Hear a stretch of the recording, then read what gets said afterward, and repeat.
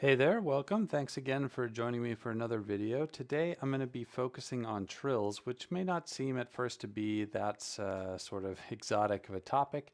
However, it really does add a lot to your writing. So I think a lot of people are in a case where they might have some sampled trills, or they might hear trills when they're composing and they feel like they'd like to use them, but then they're thrown off by some of the apparent limitations of the default setup in Dorico, or maybe it's not clear how to connect up your sampled trills to your trill documentation or your trill notation. So I'm going to go over that. So this is going to really help anybody who wants to just add that extra excitement and sort of life into their scores.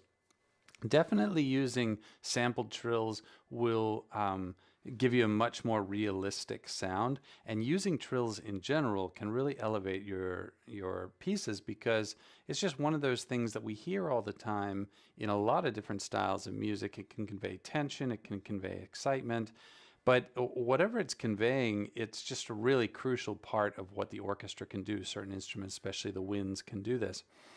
Now, I have a sample library. I use Berlin woodwinds, and that has 5 different trills. It actually has a half step, a whole step, which is standard. But then it also has minor third, major third, and perfect fourth intervals that have actually been recorded as trills. And it can really add a lot to music when I am able to leverage those. Now, let's talk a little bit about the difference between generated trills and sampled trills because those are really important here. So, a generated trill is what Dorico does by default. This means that Dorico actually just generates 2 notes. You tell it to play a minor second trill, a half step or half tone trill, and it will actually generate the note that you wrote and a half note above it in the background, and it just kind of plays them back and forth. So this has a couple of advantages that are really important. One is you can actually, if you look at well, I don't want to, I want to try and keep it simple. The main advantage to this is that it'll map to your tempo and give you a lot of control there. You can even actually have it speed up and slow down. That's all configurable when you're using generated trills. There is in the Dorico documentation, I'll see if I can find the link and link it below, but I don't have the link at the moment. But you are actually able to use grace notes right before a trill to actually help train Dorico on the kind of trill that you want to hear. And that's pretty awesome as well. But that's with generated trills. Now, the disadvantage of generated trills is that Dorico is just creating those notes, right? So maybe if you used a legato transition, they'd sound a little better, but they do still sound a little bit robotic. The big advantage to using sampled trills is where you actually, in your sample library, you actually have a sample of a trill, is of course that it's going to sound way, way more realistic. The disadvantage to using them is that there's no flexibility. You don't really have, you don't have the ability to stretch or to slow down, speed them up, or anything like that. You have to trigger just that trill, its whole tone or whatever.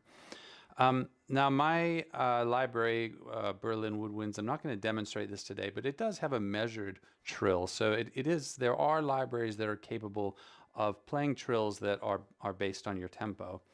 So that can be effective. But what I really wanted to focus on here today was what the elements in playing back a trill are by default in Dorico, where you might find that limiting, and then illuminate some solutions for that, including how to create these more advanced trills like minor third, major third, perfect fourth trills in your expression maps, and then how to actually use those in your notation. So let's take a quick look at a demo here. I've got this playing back. This is just 4 examples. So this is a minor second trill, a major second trill, so half step, whole step. These are both default trill setups in Dorico. But then these are 2 that I've created all by myself. These are minor thirds and perfect fourths just for demonstration. And these right now are actually triggering my samples. So let's go ahead and listen to them.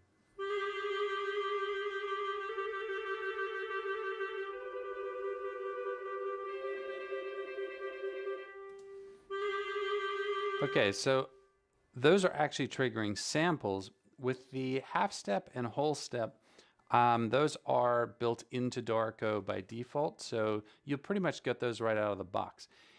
By default, they will actually they will generate trills where Dorico is actually creating that pitch you notated and then the trill note, and it's switching back and forth between them in the background. It doesn't become part of your notation other than the trill sign.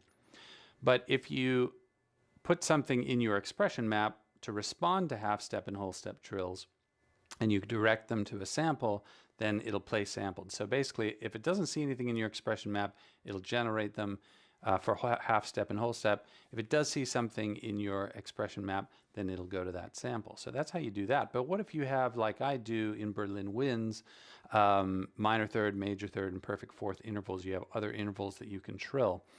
Well, there you have to set up custom playing techniques, and I'm going to show you just how I did that. So you should be pretty familiar by now, if you've been following my channel, of the expression map window, because this is probably the #1 thing that I cover. So what I've done is I've actually created bass switches. This is important to create bass switches in my setup because I'm actually using channel switching. And I'm sorry if there's a bit of background noise. My neighbor is doing some construction. But I had to basically implement the half tone and whole tone just to tell it what sample to play. And then I had to create the minor third, perfect fourth, and major third playing techniques, and then map those in my expression map. If we take a look here under playing techniques, you'll see that I've created these various trills, right?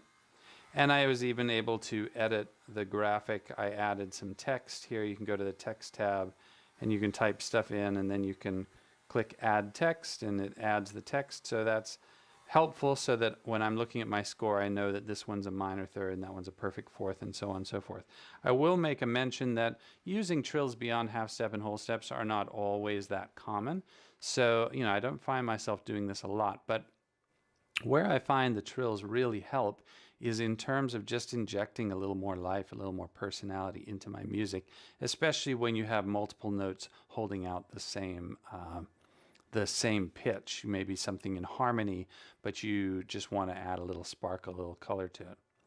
So that's basically what I wanted to cover here. If you have questions about how to set up trills, then please post them in the comments below. If you have other questions, please post them. I will be back here on Wednesday. I hope everybody had a nice Thanksgiving break, and I look forward to heading back on Wednesday. I'll see you then. All right, take care. Bye.